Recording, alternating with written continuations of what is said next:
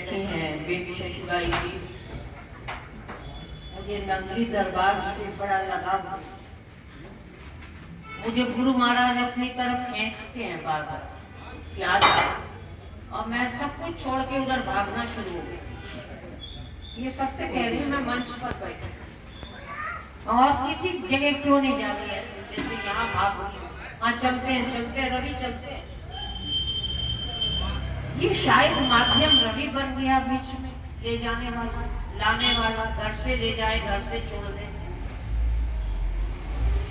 ये उनका आकर्षण है कुछ जबरदस्त। गुरु महाराज, मेरी माँ अनंतपुर दरबार की थी, मैं बहुत बचपन से देखती आ रही थी। मेरी माँ जब दंडवत प्रणाम करती थी ना, मैं बहुत छोटी थी, तो मैं कहती थी श्री गुरु महाराज जी का हुक्म है गुरुमुखो उठो।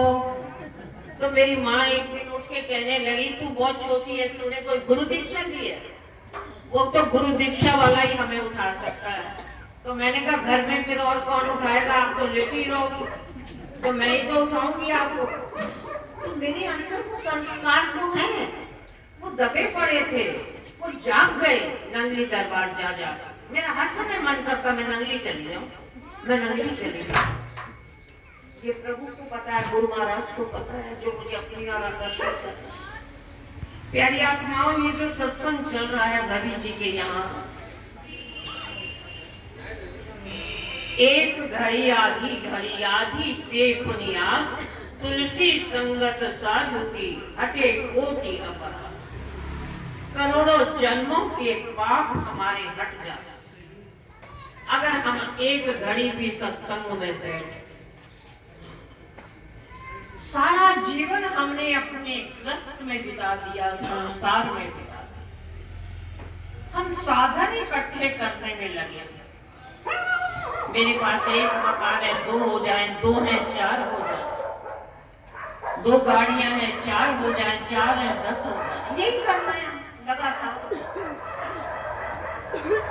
जब साधन हम बढ़ा रहे हैं तो क्या कभी हमने सोचा है कि साधन के साथ हमारी साधना भी बढ़नी चाहिए? उसकी ओर हमारा ध्यान नहीं जाता। भाई मैंने साधन बढ़ाए हैं, खुशी की बात है, चलो भोगो, मना कौन कर रहा है? लेकिन साधना मेरी कितनी बढ़ी, मैं उसकी तरफ कितनी अग्रसर हुई, ये भी तो देखना। एक 8-10 वर्ष का बालक सामान ढोने का काम करता, गरीब है पर लगन उसकी परमात्मा के साथ लगी, मजबूरी है पेट के लिए। एक सेठ आया, उसने कहा ये सामान उठा चल मेरे घर। उसने सामान उठा लिया, लेकिन उसकी एक शर्त थी कि जो रास्ते में चलते हुए मुझसे सत्संग करेगा, मुझे सुनाएगा या मुझसे सुनेगा, मैं उसी का सामान उठाऊंगा और किसी का नहीं उठाऊंगा। मैं नौकर थोड़ी ऐसे तुम्हारा, तुम सत्संग सुनो ना सुनाओ और रास्ते भर सामान ले जाऊं मैं तो नहीं ले जाऊंगा। अब उस सेठ ने एकदम कहा उठा भाई सामान चल, वो चल दिया। रास्ते में याद आया सेठ जी के साथ मैंने शर्त तो रखी है। खड़ा हो गया, सेठ ने कहा चल क्यों नहीं चल रहा? सेठ जी एक बात कहनी भूल गया था, एक शर्त है हमारी, नहीं तो ये पड़ा तुम्हारा सामान। सेठ जी ने पूछा क्या शर्त है? कहा या तो आप सत्संग सुनाओ रास्ते भर, या मेरे से सुनो तब मैं चलता हूँ आगे।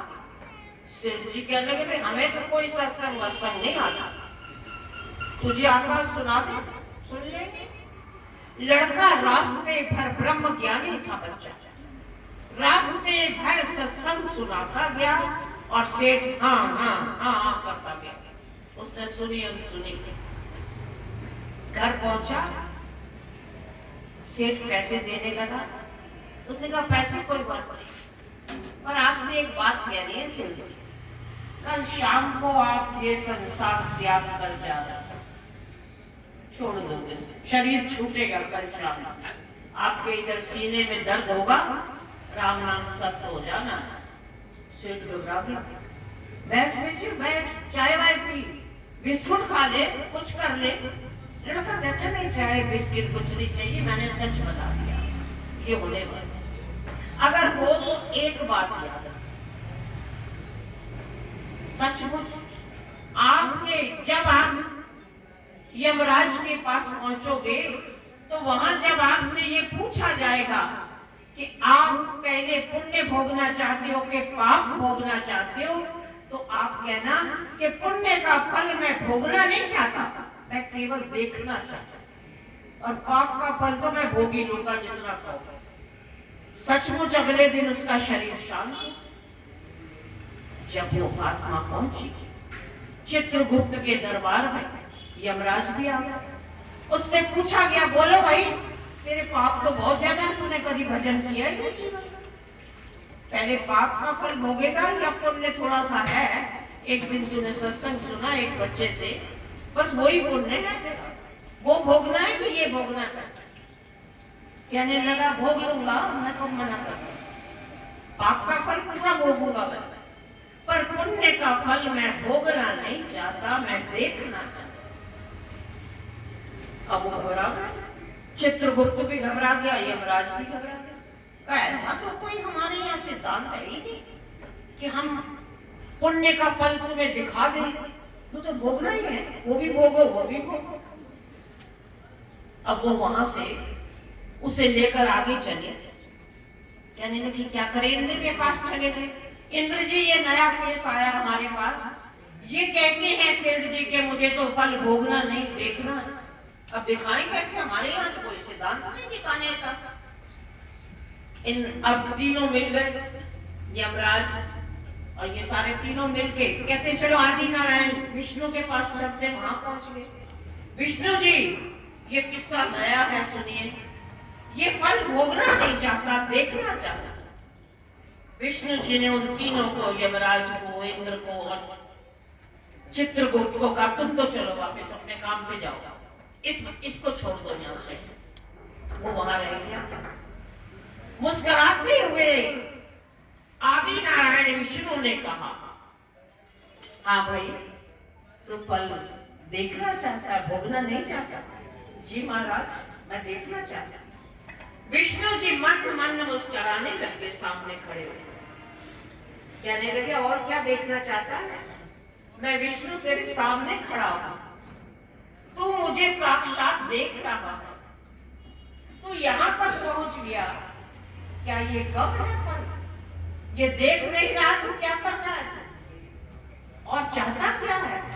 ये 2 घड़ी का उस बालक का सत्संग ही तो था जो तुझे यहां तक ले आया। और क्या किया तूने जीवन में? और तो तूने पाप कर्म किए सारे। प्यारी आत्मा, उससे जन्म में गिरा। इसीलिए कहते हैं कि एक घड़ियाली ते पुनियाद, तुलसी संगत साधु के हटे छोटे। हमारे जन्म जन्म के पाप ये सत्संग छुड़ा सकता, ये संत महात्मा छुड़ा सकता, गुरुदेव भगवान छुड़ा सकते हैं। वो हमें बात बात में चेतावनी देते। देखो, हम बुरा कर्म करने लगते, हमारे मन से आवाज आती, ये सत्य बात है, सबके आती, हम उस बात को दबा देते क्योंकि हमने वो गलत कर्म करना होगा, हम दबाते हैं उस बात को, नहीं कुछ नहीं होगा। और जब उसका परिणाम मिलता है तो याद आता है, अरे आवाज तो आई थी हमारे अंदर, हमने तो दबा दी थी वो आवाज। अगर तभी सुन ली होती और ये पाप कर्म हमने ना करा होता तो आज हमारी ये स्थिति ना होती। प्यारी आत्माओं, बड़ी मुश्किल से ये जन्म मिला, 84 लाख पता नहीं क्या क्या भोग कर आए हैं और क्या क्या भोगना है अभी जा। इसलिए अभी से सचेत हो जाए। देखो, वस्त्र धारण करने से कोई जरूरी नहीं है कि हम संत हो, हमारा मन रंगना चाहिए। कपड़े चाहे हमने रवि की तरह सफेद पहन लियो, पीले पहन लियो, नीले पहन लियो, देखो मन रंगा हुआ, मन में हर समय गुरुदेव भगवान विराजमान, मन में मेरे परम पिता परमात्मा विराजमान। ये संसार को मन में न रखो, इसे बाहर निकालो, ये कुछ नहीं, न था न है न होगा। ये हमें नर्क की ओर अग्रसर करना। परमात्मा हमारे तुम्हारी बाह पकड़ के भव सागर से पार उतारेंगे, किसी ने नहीं उतारा। इसलिए रात दिन परमात्मा के नाम का चिंतन करो। एक आध घड़ी भी बैठ गए, उसकी तल्लीनता में जुड़ गए, तो पता नहीं कब हमारा बेड़ा पार हो जाएगा। इन्हीं शब्दों के साथ मैं वाणी को विराम